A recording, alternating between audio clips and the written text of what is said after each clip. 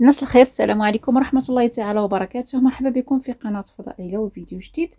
اليوم ان شاء الله غادي نشارك معكم هاد الحريشات ديال الفران، تيجيو مشققين وتيجيو غزالين، واحد المذاق صراحة رائع. تقدروا تحضروهم في الكوتي اولا الفطور الصباح، اولا علاش لا توجدوهم الدراري الصغار بقاو ديهم معاهم للمدرسة. ما كياخذوش بزاف ديال الوقت، ماشي شي مجهود كبير، يعني غادي تعجنوا غير العجينه تخليوها ترتاح 10 دقائق وتكوروها وديروها في الفران. ما كتاخذش معكم وقت كبير في الطياب، يعني ما فيها لا مجهود لا والو. تقدروا تعتمدوها كمشروع مربح تبيعوه لصحاب المحلات، علاش لا. فهي كتبقى فكره مزيانه. خليكم معايا باش تشوفوا جميع التفاصيل ديال هاد الحريشات. كيجيو ساهلين ماهلين وبمقادير اللي كتكون مضبوطه. وبلا ما نطول عليكم ندوز دابا باش نشوفوا هذيك المقادير المضبوطه اللي قلت لكم. بالنسبه لهاد الحريشات هادو كنحتاجوا جوج بيضات يكونوا كبار. انا عندي البيض متوسط كيفاش درت 3 البيضات. عندي هنا جوج ديال الياغورت، يا اما يكون طبيعي اولا بشي نسمه اللي بغيتو، اولا الا عندكم الرايب اولا الا عندكم اللبن راه بحال راه نفس الخاصيه. هنا عندي كاس ديال الكوك، كاس ديال سنيده، كاس ديال الزيت، رشيشه ديال الملح، 3 الخمارات حمر، وغادي نحتاج ل6 الكيسان بالضبط ديال السميده اللي كتكون متوسطه. هذه كما قلت لكم 3 الخمارات حمر. وهنايا غادي نحتاج لواحد شويه ديال الفاني باش كنسمو هاد الحريشه. تقدروا تنسمو بالقشور ديال الحامض الا بغيتو اولا القشور ديال البرتقال، داكشي كيرجع لكم، غير باش نحيدو ديك الزفوريه ديال البيض. ونبداو على بركه الله. في واحد الاناء كنديروا هذوك جوج بيضات كما قلت لكم. الا كانوا كبار، انا راه عندي بيض صغير درت 3. كنزيدوا ليه هذيك الرشه ديال الملح وكنزيدوا ليه داك الكويس ديال السكر. كنخلطوه مزيان مزيان حتى كنشوفوا بانه بدا كيتبدل اللون ديالو. غير في الطراب اليدوي كتخدموا، ما تحتاجوش كاع للطراب الكهربائي. هنايا زدت هذيك الفانيليا اللي هي ليكيد كما قلت لكم. تقدروا تعوضوها بالقشور ديال الليمون او القشور ديال الحار. وهنايا كنزيد هذاك الياغورت اولا اللبن اولا الرايب اللي عندكم، المهم جوج كيسان. كنخلطو مزيان مزيان بهذه الطريقه هذه. عاد كنزيد باش ندوز باش نزيد هذاك الزيت، ونزيد هذاك الكاس ديال الكوك. كنخلطهم حتى هما، نضمن بان كلشي نتوما شفتوا اللون بدا كيتبدل. بعد ما كيندمجوا كنحيدوا لينا هذاك الفوي وكندوزو باش نزيدو هذيك السميده كما قلت لكم 6 الكيسان ديال السميده اللي كتكون متوسطه. يعني اش كتسميوها نتوما رقيقه؟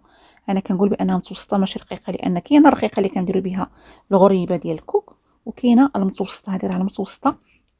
زدت هذوك 3، درت غير نصف الكميه ديال ديك السميده المتوسطه، وزدت هذوك 3 الخمارات الحمر وكنخلط مزيان حتى كندمج غير بواحد سباتول. تقدروا تخدموا يديكم في هذه المرحله. صافي من بعد ما كندمج هاد العناصر كلهم كنزيد نكمل ديك الكميه اللي بقات ليا. كنخلط مزيان. هانتوما شفتوا القوامه راه كتجي خفيفه. هاد العجينه خفيفه شويه ماشي بزاف، لانها مازال كتشرب، لان السميده راه كتشرب، حنا عارفين بانها كتشرب. غادي نخليها ترتاح واحد 10 دقائق. الوقت غادي نوجد فيها اللاطات ديالي، نفرش لهم الورق، وفي نفس الوقت نوجد هذاك الخليط اللي غادي نمرمد فيهم هذوك الحريشات. هنايا درت نص كاس ديال السميده، نفس السميده، ودرت نص كاس ديال الكوك. كنخلطهم بهذه الطريقه هذه. وكنجيب واحد الزلافه كما قلت لكم، زلافه فيها الماء. انا بما انني كنبيعهم، يعني راه الناس خصهم ياخذوا الحبات يكونوا قد متساويين. كنعبرهم. انا بالنسبه لي درتهم كبارين، داكشي درت فيهم 90 غرام. نتوما راه غير 50 غرام راه كيجيو قياس عباري. كنتو غديروهم غير ديالكم راه 50 غرام حتى 70 غرام الا كبرتوهم راه كافيين. كنعبر هو الاول حتى كنسالو، كنحطهم فوق الطبله باش نربح الوقت، باش ما نوسخش يدي حتى كنكمل العبر. عاد كنحيد عليا داك البول وكنحيد عليا الميزان. عاد كندوز باش نكورهم ونحطهم في ديك اللاطه. صافي من بعد ما ساليت كناخذ كل كويره كندهن يدي بشويه ديال الماء. ضروري ندهنو يدينا بالماء باش نضمنوا بان حتى هذوك الكويرات يثبت فيهم هذاك الخليط ديال الكوكو سميده. كنوجدهم بهذه الطريقه هذه حتى كنكمل هذوك الربعه. صافي وكنمرمدهم بهذه الطريقه باش كياخذوا الكميه الكافيه، وكنستفهم في ديك اللاطه وكنضغط عليهم غير واحد شويه غير باش نعاونهم باش يتشققوا في الفران.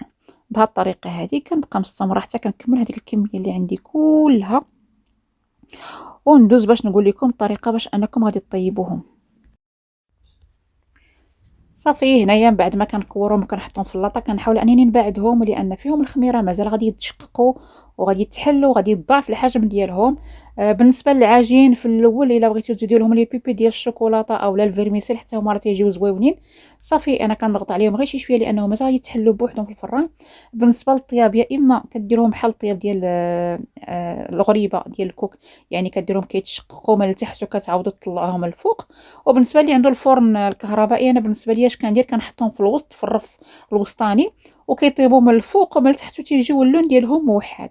المهم على نار كتكون متوسطه، ماشي تكون مجهده، نار متوسطه يعني 180 حتى ل 200 درجه. وكان هذا هو الشكل ديالهم بعد ما خرجتهم من الفران. هذا هو اللون اللي خص يكون، ما خصوش يكونوا محمرين بزاف وما خصهمش يبقاو بويض، تيجيو بصراحه مشققين وتيجيو رائعين. جربوهم وكونوا على يقين بانكم ما غاديش تندموا. وانتم شفتوا هذه هما الحريشات اللي حضرت معكم اليوم، تيجيو الصراحه رائعين شكلا ومذاقا. ما تياخذوش منكم بزاف ديال المجهود ولا شي مكونات خياليه. كيتحضروا دفعه واحده وكيطيبوا مره واحده وما تياخذوش منكم وقت كتير. يعني في اخر لحظه تنوضوا تحضروهم، الوقت اللي غتجيو تحضروا فيه اتاي توجدوا الطبله ديالكم غادي يكونوا ديجا وجدوا. تقدموهم للوليدات والضياف وبالصحه والراحه. كانوا هادو هما الحرشات اللي قدرت معكم اليوم. كنتمنى الفيديو ديالي يكون نال الاعجاب ديالكم ونال الاستحسان ديالكم، ونتمنى نتلاقى بكم في فيديو قادم بحول الله وشهيوة جديدة. والى اللقاء، خليت لكم الراحة.